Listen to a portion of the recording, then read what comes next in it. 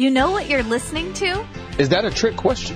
It's the I Still Love This Game podcast with your host, Matthew Damian. He's an idiot. Don't listen to this. He's an idiot.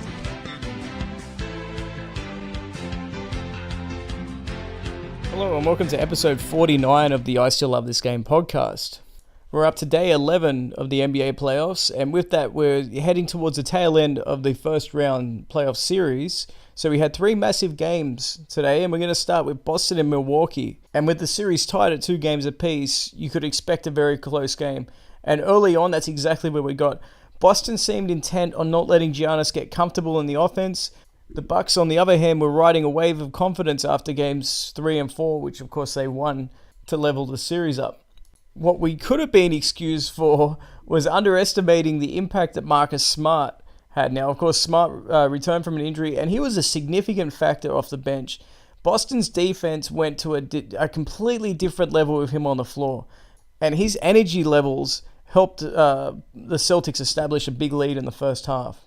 The Bucks, this was a nightmare situation for the Bucks. They were on the road, they were down by double digits. All the momentum was with Boston, and on top of all that, Giannis was unable to control the offense, and he was unable to get into a groove himself. To Milwaukee's credit, though, they did make a late push and to get themselves back into the game. It kind of reminded me of game 4, but it was Boston trying to hold on instead of Milwaukee. But in the end, Marcus Smart's energy and intensity proved to be the difference. And honestly, if he had anything close to a reliable jump shot, he'd be an all-star. And you might be thinking, what drugs are you on here? But you look at the way that he plays, and the only thing holding him back on the offensive end is the inability to consistently knock down a jumper. Teams will go underneath screens. They will dare him to shoot. A lot of times he does shoot. That's why his percentages are down. He just can't make it, but they're good shots, and that's why you can live with it. And of course, as I said before, he plays on both ends of the court with intelligence and intensity. And going forward, he's the veteran. Obviously, Kyrie Irving's not available, but he's the veteran they need to complement Brown, Tatum, and Rozier, because he sets the tempo. He makes sure that they bring it every single game. And on top of that, he can swing a game, as we just saw in Game 5. Now, the game was up for grabs early on between Boston and Milwaukee. It's not like Milwaukee jumped out to a 15, 20-point lead or whatever. But when he came in with that energy, Milwaukee, they could have been a little bit unprepared for that. But he really did change the tempo of that game. Now, if I'm Milwaukee, I would give strong consideration to put Giannis on the block a little bit more. Because one, he has a decent back to the basket game, plus he can also face up. But he's starting a little bit too far out for my liking, and what that is doing is, even with his incredible long strides, because he's just a freak athlete, he's got real long legs, but even with those long strides, because he's starting from around the 3-point line, it gives the defense enough time to react and collapse, because it takes about 2 or 3 strides for him to get to a position where he can score. Now, you get him on the block, and then he's only really 1 dribble away from getting to the rim. And that will put the pressure on Boston to make a decision. Do they double him before he even puts the ball on the floor? And he's a good enough passer that if he's not dribbling, if he's got the ball in a triple threat, and the double is coming, he should be able to pick apart that defense. He should be able to find the open man. He's panicking a little bit when he's putting the ball on the floor, and he has to dribble 2 or 3 times, and the Celtics defense is able to swarm him, and they're coming from different angles and different spots on the court, and it's unpredictable. But you get it on the block, slow it down a little bit, it's easier to make those decisions.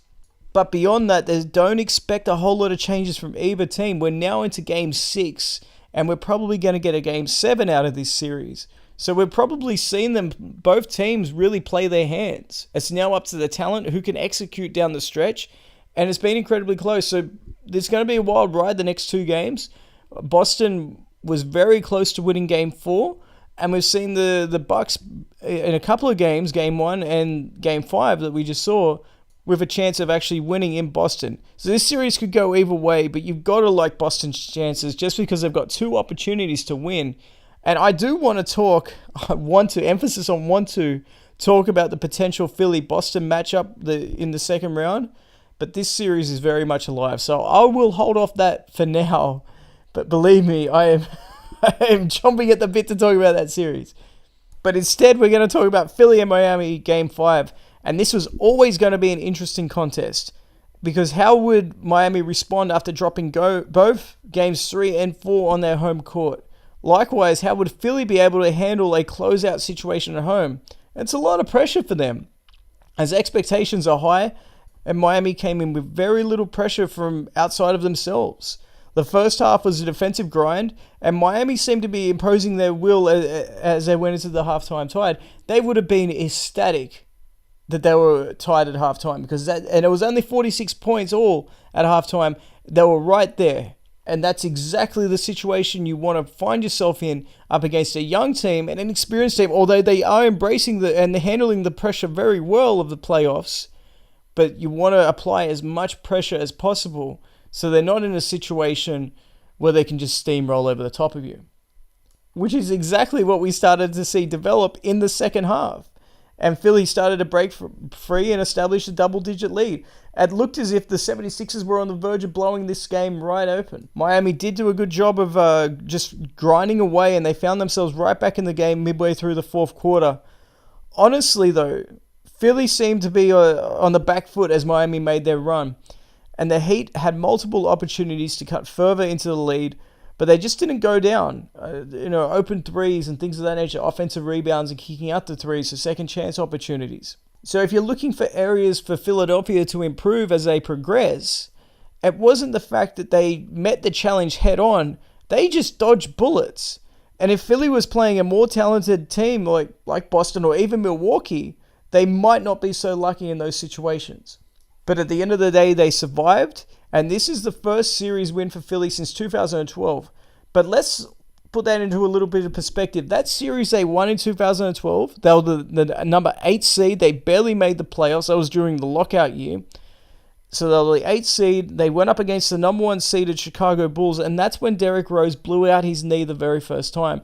I can't remember if it was game 1 or game 2. I believe it was game 1. And Philly would end up winning that series of 6. Obviously, they lost game 1 because it was at the end of game 1 when Derrick Rose was injured. And it was a surprise that the series went to 6 after Derrick Rose, because that Chicago Bulls team was so reliant on Derrick Rose offensively.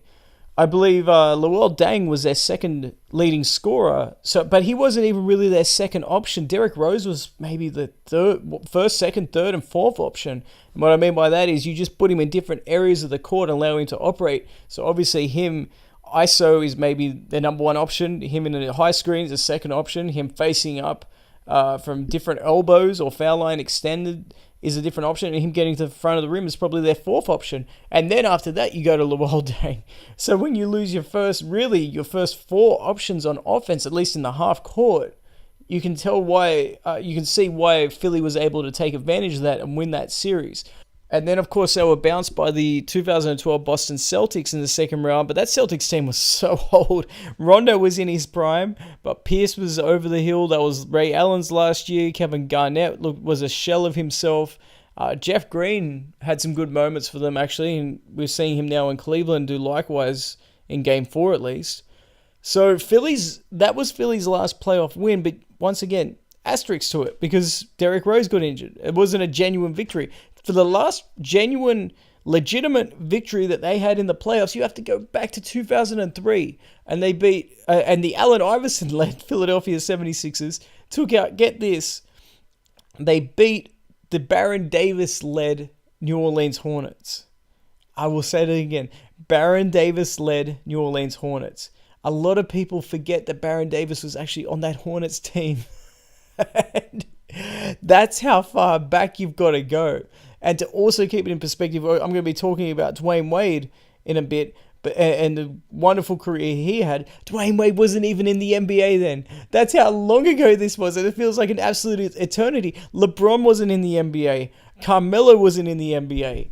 These guys that are now the old heads of the NBA, they weren't even in the league. That was the last time that Philly really won a playoff series. And it's also a big reason why what we're seeing now in Philly is so special. For a franchise as important as the Philadelphia 76ers, you think of the iconic players from Wilt Chamberlain to Dr. J to Allen Iverson and Charles Barkley to Moses Malone. And then for this franchise to be so dormant, really for 15 years. Because I'm not going to count 2012 when they were able to beat the Chicago Bulls without Derrick Rose. And now they're looking like one of the most impressive teams in the first round outside New Orleans. Who has been more impressive in the first round than the Philadelphia 76ers? Remember, 4-1, but they are 3-0 with Embiid. And 2 of those victories were on the road. So for them now, as I said, to be one of the top teams in the league at this time of the year, it's special, man. The only way that this could be cooler is if, as I said before, if Boston is able to get through Milwaukee and these two can meet in the next round, and one of the great rivalries, remember Bill Russell, Wilt Chamberlain, to Dr. J versus Larry Bird, to Paul Pierce versus Allen Iverson, some great playoff duels. It would be fantastic. It would be, which was the NBA slogan back then, but it would be unbelievable if these guys met in the second round, especially as both of them are coming up. This isn't a case of 2012 where you got an 8 seed versus a team of old veterans that really don't have a whole lot left in the tank. Both of these teams are emerging, not just for in the future, but right now they are emerging and challenging for supremacy in the Eastern Conference right now. It's amazing. I'm so excited for it. But as I said before, it hasn't happened yet. And don't be surprised if Milwaukee wins Game 6 and they also win Game 7.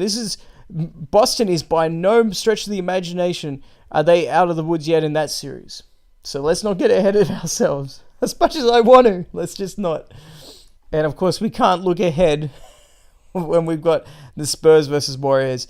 Look, another gutsy game by the Spurs.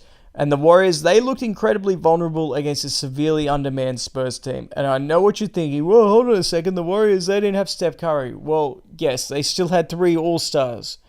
And the Spurs, they don't have Kawhi Leonard. And I will say this much before I get into the game because I don't want to get bogged down in this. But if you put Kawhi Leonard on the Spurs team and you bring back a healthy Steph Curry, the Spurs have a much better chance of competing consistently against this Warriors team. Anyway, back to the game. And San Antonio was limited to 38 first-half points, and Aldridge was held to only 5. That changed in the second half as he dropped 25 points, and along with Ginobili, led a remarkable comeback. And that's why I was talking about it being a gutsy performance. Manu was actually playing point alongside Patty Mills. And you got to think that if they had gotten anything from Murray or Danny Green, we would be preparing for a Game 6. Instead, the Spurs, they're going home, and Golden State are advancing to take on a Pelicans team who appear poised to shock the world. And we'll have a thorough preview of that series in due time. But what I want to address is a possibility that Manu Ginobili, along with Dwayne Wade, this is why I didn't talk about it in the previous recap, that they've played their final games. And together, I mean, they've won 7 rings, 4 for Ginobili, 3 for Wade. And even though that they're assuming that they will indeed retire, will have exited in the first round, they've shown that they can produce in big games and moments. Just not as much as they could in their prime, but they can still have a quarter or an impact like Dwayne Wade had at Game 2 of the series against Philly. From a historical standpoint, Wade, in my opinion, 4th greatest 2-guard of all time, behind only MJ, Kobe, and the logo Jerry West. Manu Ginobili is in my list of 50 greatest players of the three-point era. When you look at his impact he had internationally too, when Team USA lost in 2004, it was Argentina led by Ginobili that won the gold medal. So that's significant. So when you look at how good Team USA/Dream Team has been, they have won the gold medal at every single Olympics with the exception of one, and Manu Ginobili he left with the gold medal around his neck. It's unbelievable. And that to me is almost as significant to his career. In some ways, it probably is more significant in his career than all the championships he's won. As for how good he was, look, what I like to judge players on is not their stats, it's how well they fit to a team. And Manu Ginobili, if you put him on any other team, we're talking about an MVP candidate much throughout his prime. Instead, he came off the bench throughout his prime, and he made that Spurs team just so much more lethal. They were allowed to bring in guys like Bruce Bowen to play the 3 position, along with getting virtually nothing out of the center position because Duncan was playing the 4. Because what you could do is you bring Manu in and he's going to give you 20 points. He makes up for that lack of offensive production in those areas in that starting lineup. And in his prime in 2005, he should have been Finals MVP in 2005. Tim Duncan won the award, but it should have been Manu. And anyone that watches that series knows that Manu was the only one really, apart from Robert Horry in Game 5, one hell of a game, by the way, up against the Pistons. He was the only one that really stood up to Ben Wallace and Rasheed Wallace and Richard Hamilton and Tayshaun Prince and Chauncey Billups. All the other Spurs seemed to freeze in that moment. Because remember, the Spurs were up 2-0, and then the Pistons just went crazy. They blew out the Spurs. I haven't seen the Spurs get blown out that badly up until that point in a playoff series. Actually, I take that back. The 2001 Lakers handled them pretty good as well, but Manu wasn't on that team. And it was Manu who really stood up in that series and just didn't seem intimidated. It was kind of like Charles Oakley didn't seem intimidated by the bad boy Pistons. Manu Ginobili didn't seem to be intimidated by this version of the Pistons. And I've got a lot of respect for him for that. You know, to bottle up his game and then to produce in the playoffs in the biggest moments when your team needs it, it really says it all when it comes to judging a player. And Dwayne Wade's very similar when you think about it, because he was the man. I mean, in 2006, you could make an argument for him, even though Kobe was incredible in scoring 35 a game for the Lakers, getting a team with Kwame Brown and Chris Mim and Smush Parker and Luke Walton all starting and playing big minutes for him. Getting that team to the playoffs is no mean feat, right? But Dwayne Wade in the 2006 finals, and I know that there's people want to throw an asterisk on this because of the officiating, and some of their criticisms are absolutely legitimate. I don't want to get caught up into talking about the 2006 finals in this episode, because that's a topic for a show in of itself, and I may just do that, talking about the 2006 finals and whether we should acknowledge it with an asterisk and apply context every time it comes up, or do we look over it and say, well, Dwayne Wade was still incredible in that series? Because any way you look at it, he was spectacular, whether you want to throw context on it or not. Regardless, Dwayne Wade, you could make an argument in 2006, I'll get to this point eventually, he was the best player in basketball. You can make that argument. And for him in 2009, you could say he was even better because he was dominant in 2009. I thought he was the regular season MVP ahead of LeBron in 2009. He should have been. If I had a vote, I would have voted for him. So there was a couple of instances where he was essentially the best player in basketball, and then he put his egos aside to fit in alongside LeBron. And his game went terrible playing alongside LeBron because he's not an outside shooter. What they did well was their passing was so well that you could get good cuts for either guy, and they were able to find them for that. But LeBron's game, and not much has changed, but LeBron's game is finding shooters or getting to the front of the rim and finishing himself. Now his offensive game's evolved a little bit now, and he's got a much more reliable jump shot and post game. But back then, that was really, and that shows how good he was at those two things, because he was able to win championships with it. But he never made Dwayne Wade better, and Dwayne Wade had to lower his role and basically hand over the reins of the offense and the team and the responsibility and the leadership responsibilities to LeBron in order for him to be a better player and make the team a better player. So both him and Manu Ginobili are very similar in that regard.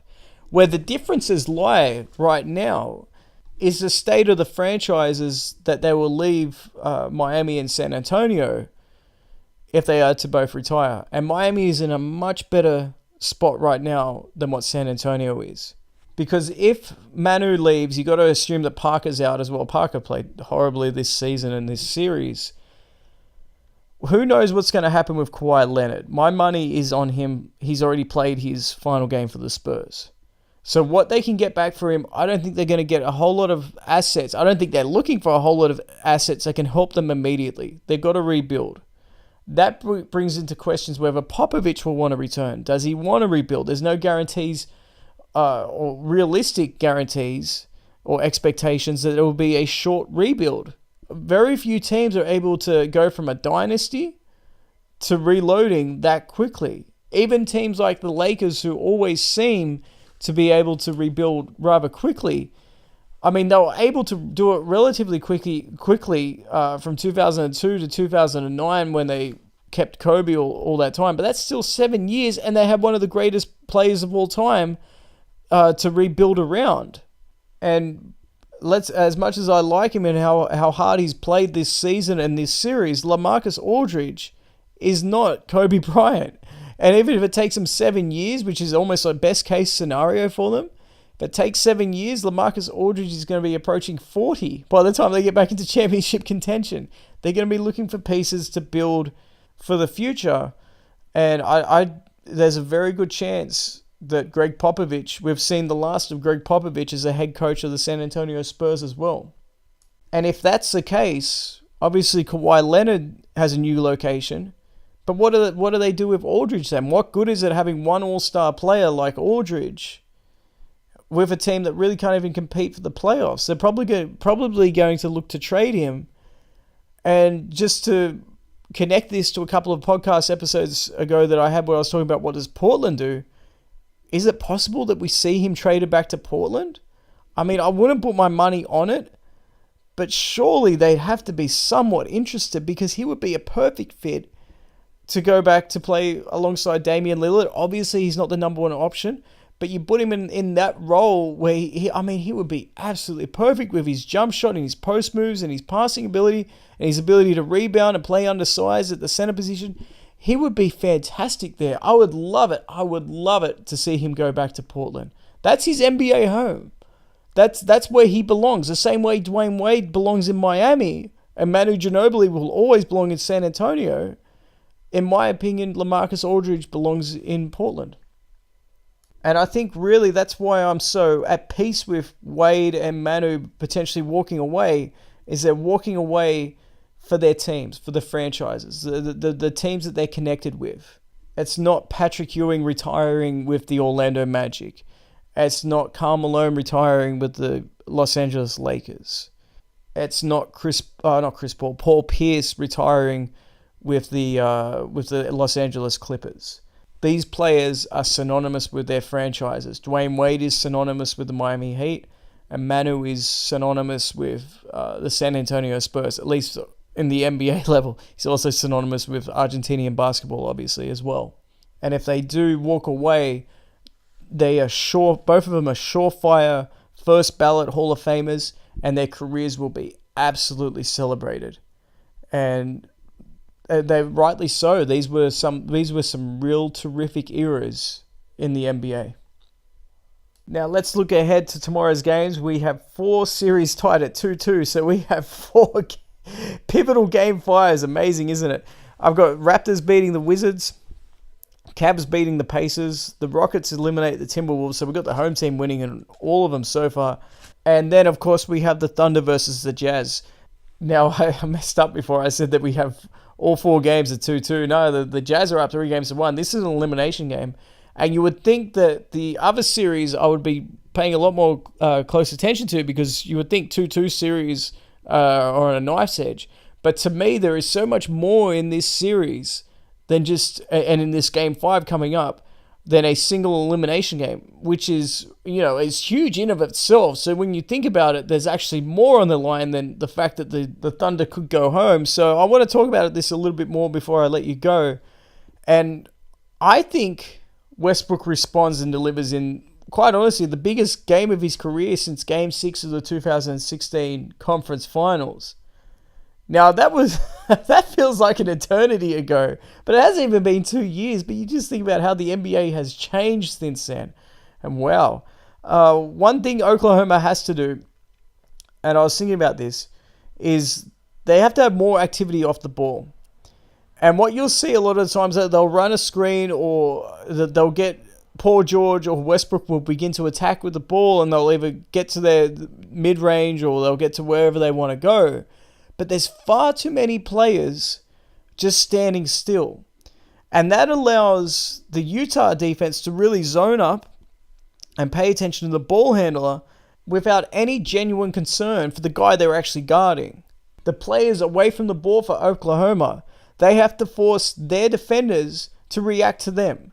And hopefully that can get the Jazz defenders, from an Oklahoma standpoint, hopefully you can get the Jazz defenders into areas where they don't want to be in. And maybe that will open up things for Westbrook, because Westbrook has to lead them with intensity and execution.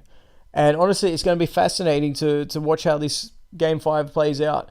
If Westbrook goes down and if he plays terribly, oh man, as I said in the previous podcast, his legacy will be forever tarnished. If he gets outplayed again by a rookie or outplayed again by Ricky Rubio and they lose in 5 games to a team that is nowhere near them in terms of individual talent, it doesn't matter what he does the rest of his career, he'll always have that tarnish. The same way LeBron will always have the 2011 finals tarnished against his legacy. Anyway, guys, thanks so much for listening. Episode 50... Can you believe that? Episode 50 will be coming up tomorrow. We have, as I said, 4 games. So I won't be able to get to the questions. There are a lot of questions backlogging up. I know. I'm sorry. But after tomorrow, there is, I believe, only 1 game scheduled. So we'll be able to handle quite a lot of your questions in that slot. But thank you so much for listening. Thank you so much for your support. We are now, if you can believe this, we are now the number 2 ranked podcast on iTunes under sports and recreation in the United States. I'm not sure what it's like in Australia or wherever, but number 2, we are ahead of guys from Fox and ESPN and whoever. We're only behind Bill Simmons, and I don't think we'll ever catch him because he has such a legion of followers. But number 2, can you believe that? And we're not even up to number 50 in terms of episodes. So who knows where we're going to be when we get to our 100th episode. But thank you so much for listening. Thank you for sending the questions. Thank you for sharing it with your friends. I appreciate your support. And I hope you enjoy the podcast. And I hope you enjoy the games tomorrow. Thanks so much, guys.